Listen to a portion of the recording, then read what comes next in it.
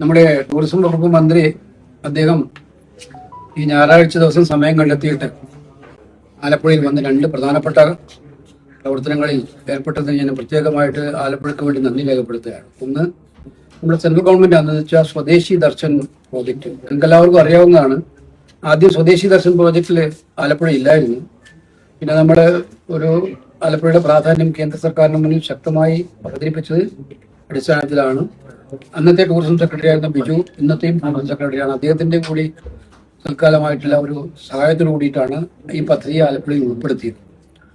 പക്ഷെ അന്ന് time limit ഉണ്ടായിരുന്നു ഈ പദ്ധതി നടപ്പിലാക്കാൻ. അത് ആ പദ്ധതി ടൈം ലിമിറ്റ് അനുസരിച്ച് മാർച്ച് 31 ആ പദ്ധതി തീരണമായിരുന്നു.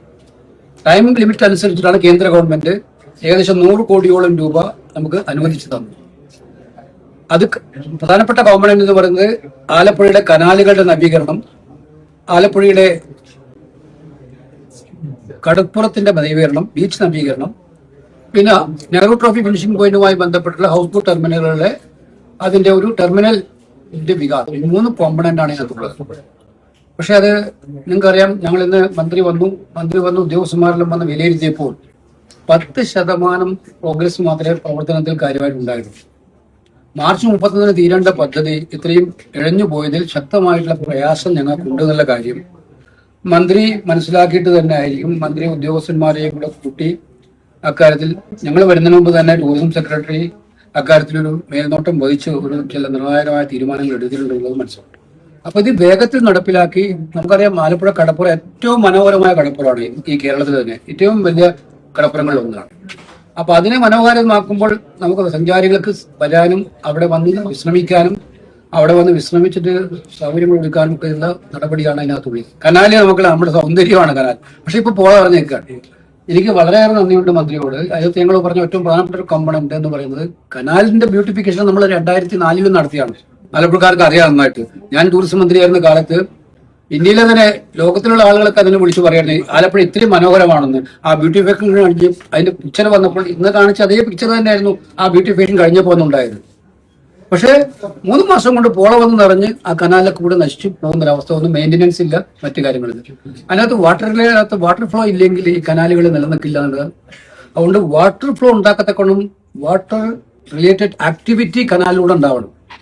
അപ്പൊ അതിന് ടൂറിസം വകുപ്പ് പ്രത്യേകമായിട്ടുള്ള ശ്രദ്ധ ചെലുത്തി അവരുടെ ഒരു ബഡ്ജറ്റിൽ പെടുത്തി അതിന് സഹായിക്കുക. പിന്നെ നെഹ്റു ട്രോഫിക്കാരുടെ ആവശ്യമാണ്. അപ്പൊ അവിടെ കളി കാണാൻ വരുന്നവർക്ക് നമ്മുടെ വിദേശികളായാലും ആ റോഡ് പോലും ഇല്ല അങ്ങോട്ട് പോകാൻ. അപ്പൊ അത് നന്നായി കിട്ടുന്ന ആ നല്ല രീതിയിൽ നിന്ന് റോഡുകൾ പൂർത്തീകരിക്കുക. ഇത് രണ്ടും ഇന്ന് അഡീഷണൽ ആയിട്ട് മന്ത്രി അംഗീകരിച്ചതാണ്. അതിന് പ്രത്യേകമായിട്ട് ഞാൻ നന്ദി രേഖപ്പെടുത്തുകയാണ്. വള്ളംകളിയുടെ കാര്യം സുരേഷിന്റെ ഞാനുണ്ട്. ഇപ്പൊ കുട്ടനാട്ടുകാരുടെ കളിയാണ് ഇത്. കളി എന്ന് പറയുന്ന വള്ളംകളി നമ്മൾ നെഹ്റു ട്രോഫി പണ്ഡിറ്റ് ജവഹർലാൽ നെഹ്റുവിന്റെ ഏറ്റവും മനോഹരമായ കയ്യൊപ്പോടുകൂടി ഇന്ത്യയിൽ നടക്കുന്ന ഏക വള്ളംകളിയാണ് ആ ട്രോഫിയോടുകൂടി. നമ്മൾ തീരുമാനിച്ചു, അത് അവിടെയും മന്ത്രിയോട് ഉണ്ട്. നമ്മൾ നേരത്തെ ഉമ്മൻചാണ്ടിയുടെ ഗവൺമെന്റ് കാലത്ത് തന്നെയാണ് ഒരു പെർമനന്റ് ഗ്രാന്റ് അന്നൊന്നും ഇല്ലായിരുന്നു. ഗവൺമെന്റ് വേണമെങ്കിൽ കൊടുക്കാം, വേണ്ടെങ്കിൽ കൊടുക്കാം, അതായിരുന്നു സ്ഥിതി. പക്ഷെ ഇതിനോട് കാരണം ഇത്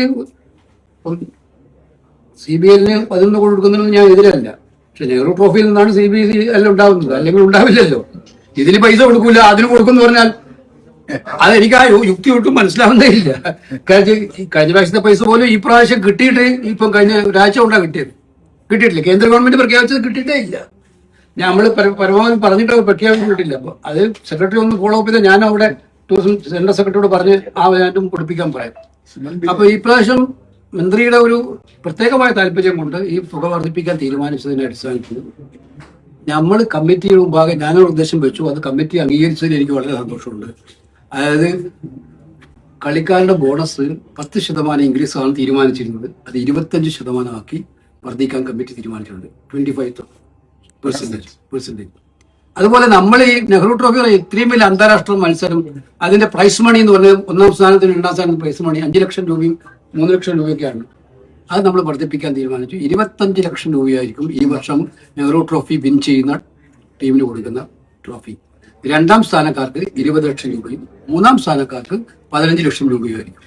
അപ്പോൾ ഈ വള്ളംകളിയെ കുറെ കൂടി ആകർഷകത്വമാക്കാൻ വേണ്ടിയിട്ടുള്ള ഫലപ്രദമായ ഇടപെടലാണ് ഇന്ന് NDBR കമ്മിറ്റിയിൽ നേരിട്ട് വന്നുകൊണ്ട് ടൂറിസം മിനിസ്റ്റർ ചെയ്തത്. അത് സത്യത്തിൽ വള്ളംകളിക്കാർക്കും വള്ളം ഉടമകൾക്കും വെള്ളം ഉടമകളുടെ ഒരു നിവേദനം ഉണ്ട്. അതിപ്പോൾ മന്ത്രി ഇവിടെ പ്രഖ്യാപിച്ചിട്ടുണ്ട്.